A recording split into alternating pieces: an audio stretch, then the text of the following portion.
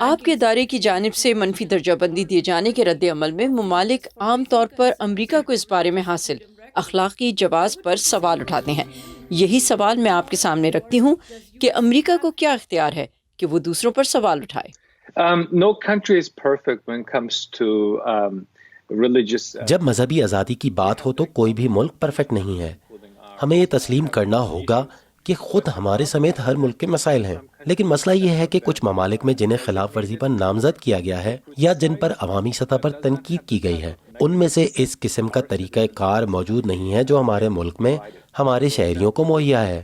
مثال کے طور پر ہمارے ہاں بہت متحرک سول سوسائٹی ہے، ہمارے پاس بہت فعال اور منصفانہ عدالتی نظام ہے، ہمارے پاس نہایتی فعال کانگریس ہے جو کسی بھی شہری کی سنوائی کے لیے دروازے کھول سکتی ہے جو اپنی شکایت کا اظہار کرنا چاہتے ہیں، اور موجودہ انتظامیہ کی کچھ پالیسیز کو امریکی قومی کردار سے الگ کر کے دیکھنا ہوگا۔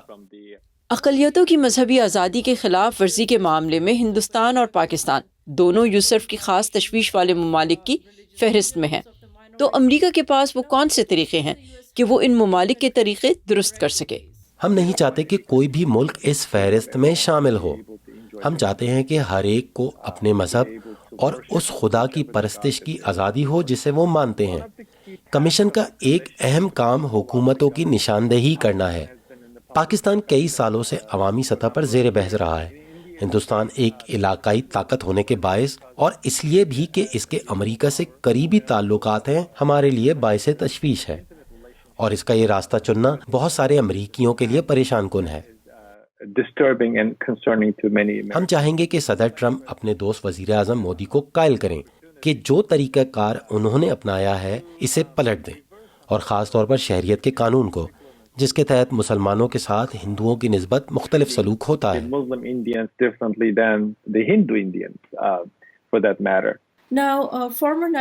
اب قومی سلامتی کے سابق مشیر جان بولٹن نے اپنی نئی کتاب میں یہ دعویٰ کیا ہے کہ مسٹر جی نے ژنجیانگ میں چین کے کیمپوں کا دفاع کیا، تو ٹرمپ نے کہا کہ انہیں تعمیر جاری رکھنی چاہیے۔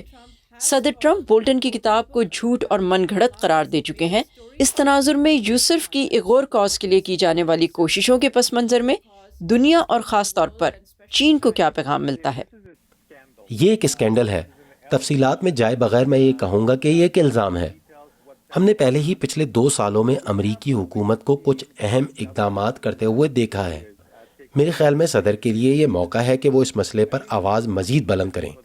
اس سے قطع نظر انہیں چاہیے کہ وہ اس کے بارے میں عوامی سطح پر بات کریں، اور فوری طور پر UHRP ایکٹ کو نافذ کرنا چاہیے، اور ان چینی عہدیداروں پر اسے لاگو کرنا چاہیے جو ایغور، دیگر مسلمانوں اور دیگر مذہبی اقلیتوں کے خلاف انسانی حقوق پامال کرنے کے ذمہ دار ہیں۔